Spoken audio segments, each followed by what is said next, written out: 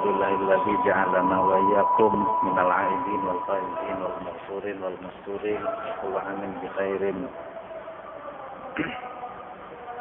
ajma'in. Wassalatu wassalamu ala sayyidil mursalin wa ala alihi wa sahbihi wa man tabi'ahum bi ihsanin ila yaumiddin. Alhamdulillah, malam hari ini kita bisa berkumpul bersama dalam suasana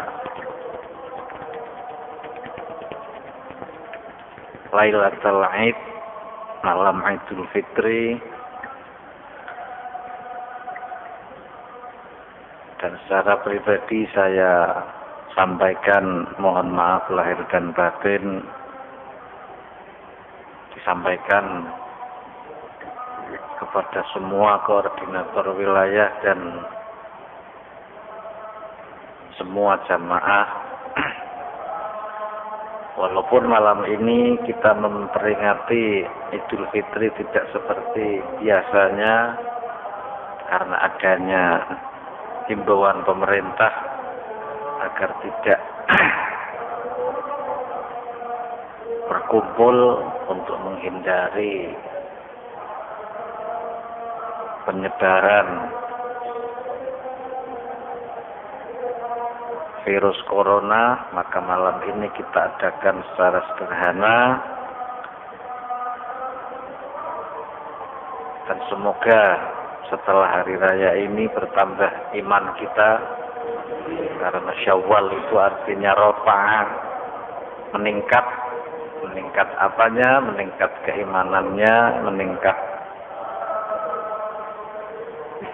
keyakinannya kepada Allah Subhanahu wa ta'ala.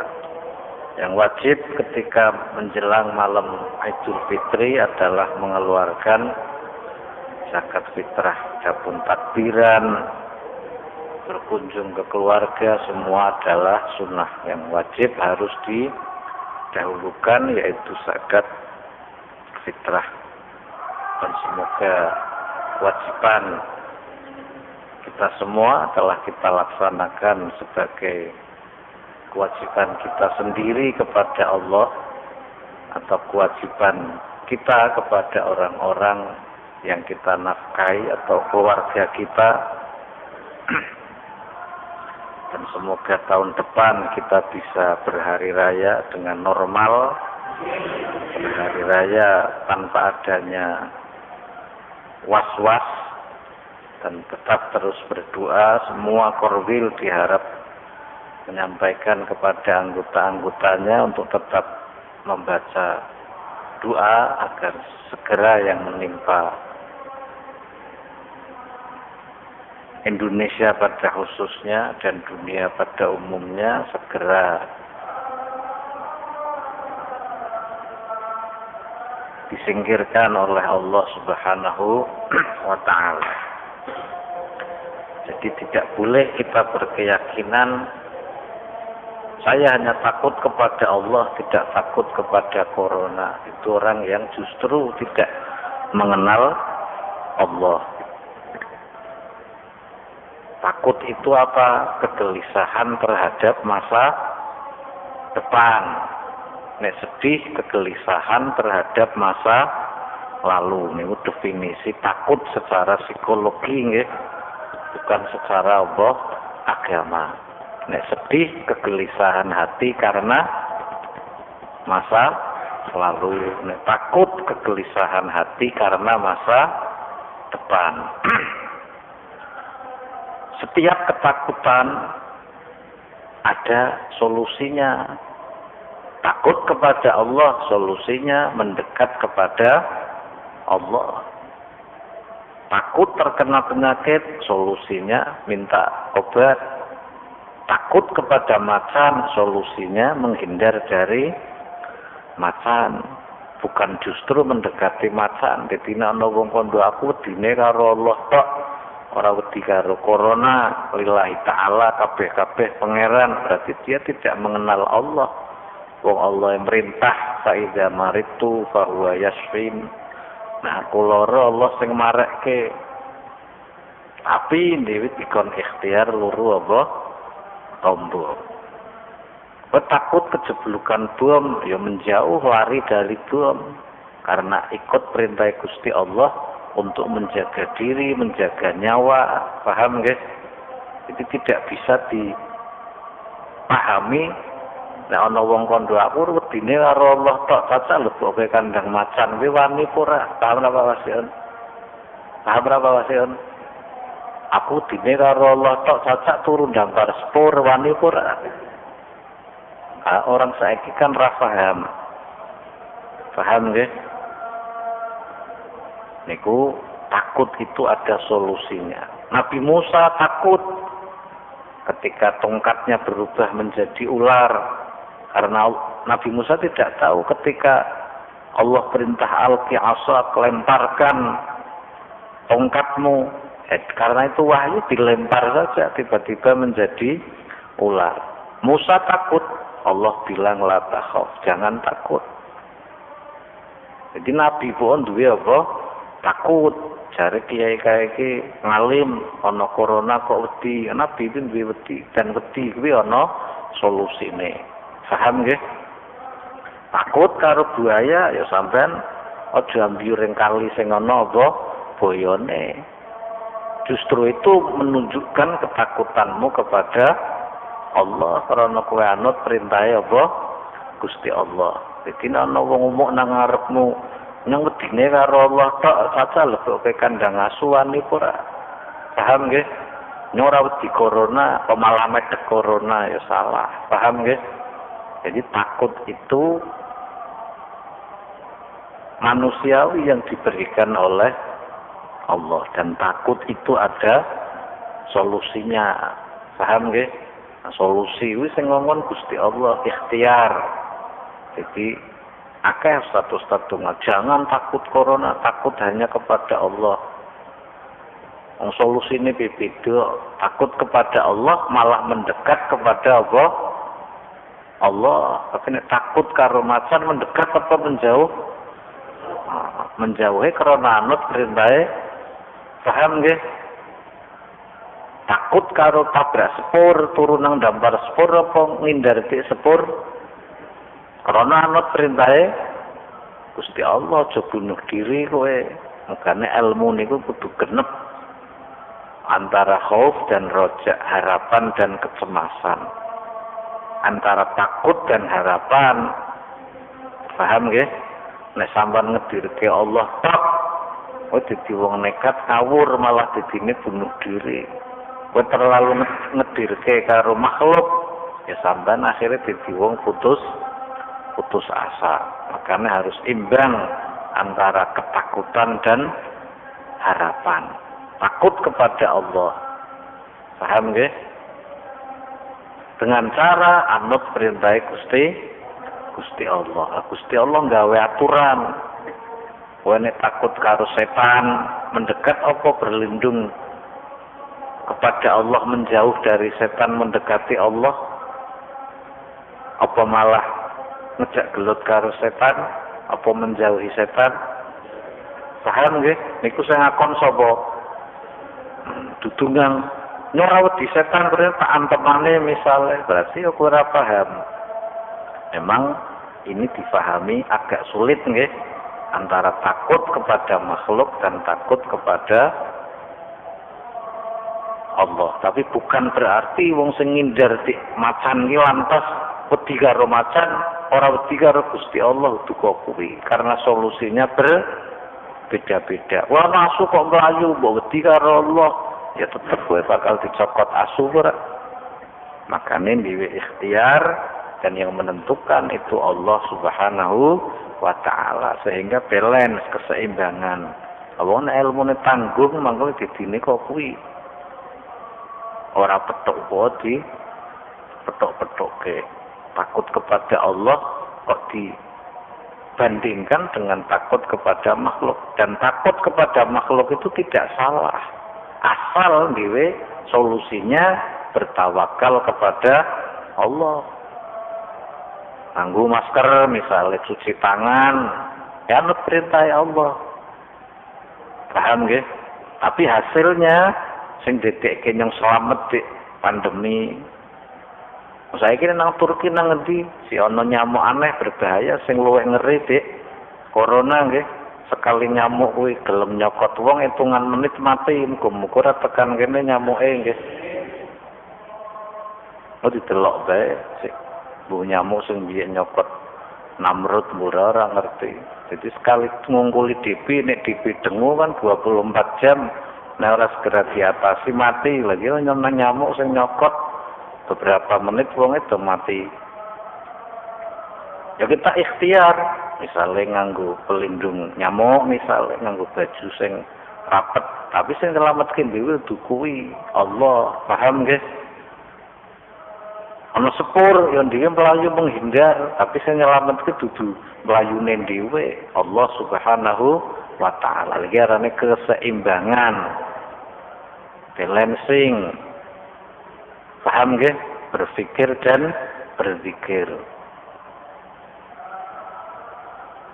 Paham nggih? Jadi ora sekedar kabeh-kabeh pangeran. Pangeran duwe aturan, pangeran duwe syariat yang harus kita ikuti. Jadi bukan berarti duwe koking yang takut corona terus ora takut karo Allah, justru begini ini kita menunjukkan ketakutan kita kepada Allah. Kita lari kepada Allah, berlindung kepada Allah, banyak doa. Paham nggih? Justru tutu malah nantang corona, apa maksud bikin. Ini ana wong kondo wedi kok corona wedi Allah bae. Ora usah corona sing ora katok mlebu kandang. Macan piwani ora. Paham nggih? Dari Gusti Allah ya ngindari macan ya dihindari. Paham nggih? Jadi bukan berarti nendi wiki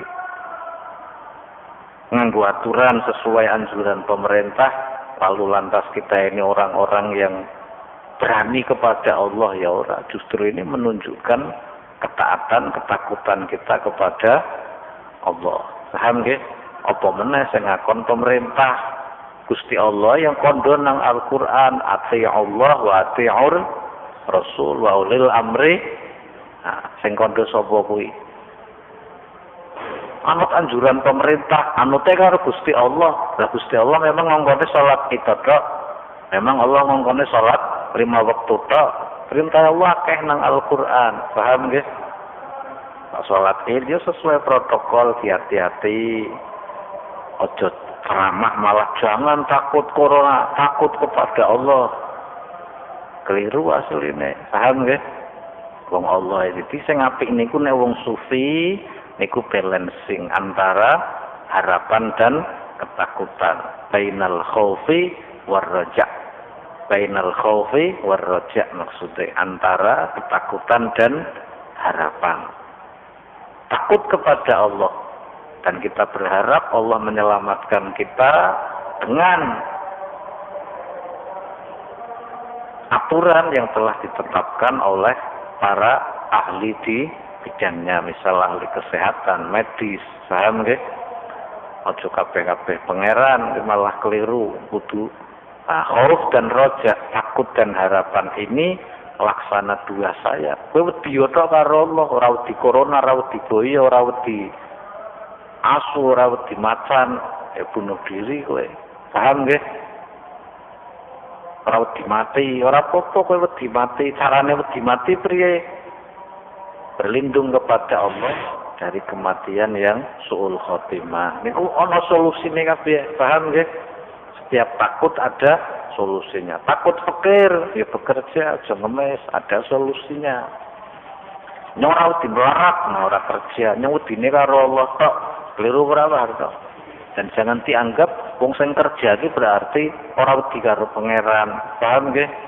Niki keseimbangan bainal basti wal qabdi nang manake penawali ya ahlal qabdi ya ahlal basti.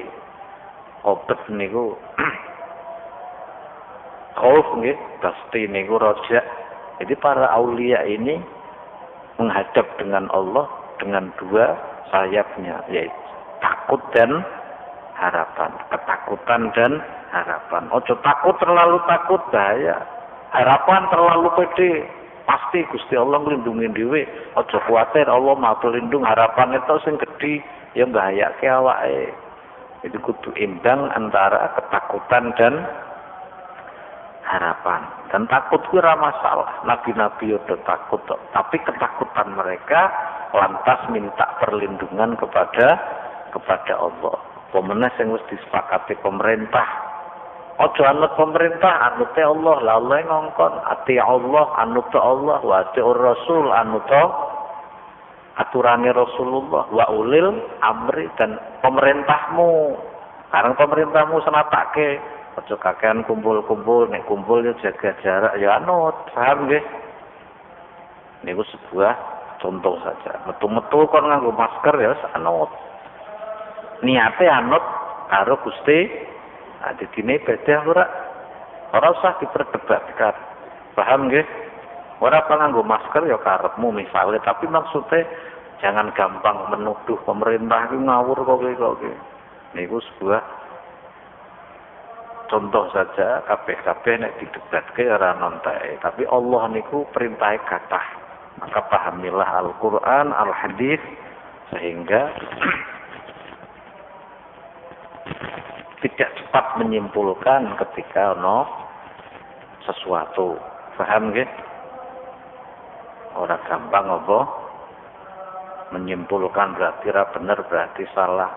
Kabeh niku innamal a'malu binniyat. Jadi kita taat Allah dan Rasulnya, dan pemerintah menghimbau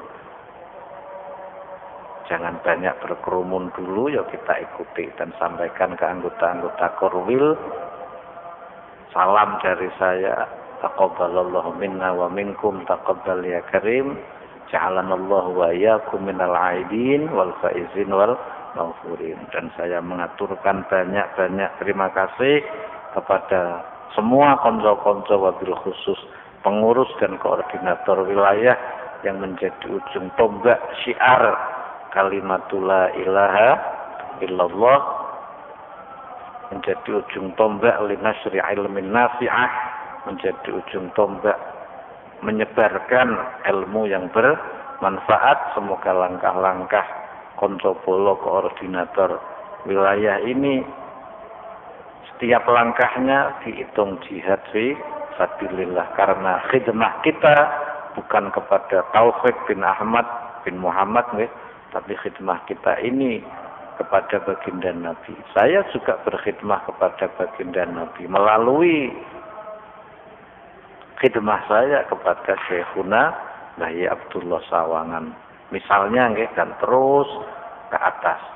Jadi khidmah kita ini bersambung kepada Rasulullah sallallahu alaihi wasallam. Adapun fitnah, adapun caci maki ataupun hasud dan iri dengki itu sudah biasa dalam kehidupan dunia. Nara pengen ngadepi kok kuwi angger swarga mati nggih.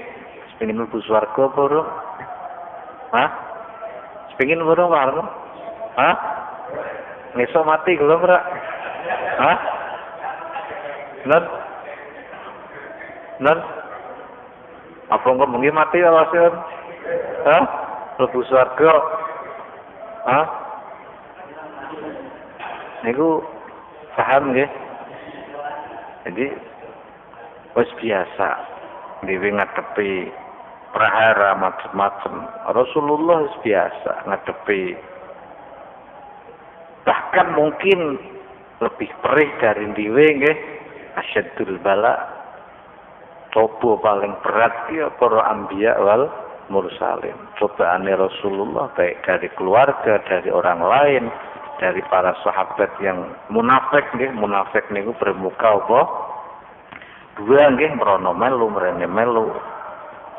Atau orang-orang yang menggunting dalam lipatan, atau orang-orang yang hanya memanfaatkan Islam pada saat itu sudah biasa. Aja digawe heran. Kabeh ana sing ngatur nggih, wa makaru makarullah wallahu khairul makirin. Gampang, aja digawe apa angel. Korwil ngadepi macam-macam. Semoga dengan kesabaran, ketabahannya tetap membawa akhlakul karimah, tetap memancarkan akhlak min ahli la ilaha illallah sayyiduna Muhammadun Rasulullah. Dan saya tidak bisa membalas apa-apa kecuali doa semoga kelak wabil khusus konco-konco koordinator wilayah yang selalu sabar mensukseskan Nasri Ulumin Nafi'ah sebagai sarana menyebarkan ilmu yang manfaat, wabil khusus menyebarkan kepahaman thariqah baginda Nabi sallallahu alaihi wasallam melalui jalur Syekh Abdul Qadir Al-Jilani. Semoga kita digolongkan orang yang li'i'la'i kalimatillah, orang yang memperjuangkan menjunjung tinggi kalimatul la ilaha illallah, dan semua kesalahan jamaah khususnya korwil baik yang sengaja tidak disengaja tanpa minta maaf pun, sebelum minta maaf pun, setiap hari selalu saya mintakan ampun kepada Allah Subhanahu wa ta'ala. Dan jangan jadikan perbedaan itu alasan untuk berpisah. Paham nggih? Justru sing detik kasik niku perbedaan. Kowe kawin lanang karo lanang gelem ora? Hah? Sing detik kasik niku karena berbeda kelamin, beda umur ora masalah. Yang penting beda apa? Nah, karena bisa menikmati perbedaan itu, mangko asik napa mboten? Paham nggih? Justru nek wong normal lho kenyang kondo wong normal. Nek kelamine padha malah asik ora? Hah? Wong normal lho kenyang kondone. Asik napa mboten? Maka ora usah digawe mumet ana perbedaan pendapat kok ketinggal dinikmati. Nang ndi bae mesti ana perbedaan. Semakin besar perbedaannya semakin banyak. Paham nggih? Makanya kita harus bijak, berlatih sabar, pemenah konco korwil ngadepi anggotane dengan berbagai macam pendapat. Tidak boleh menghukum hanya dengan satu pihak.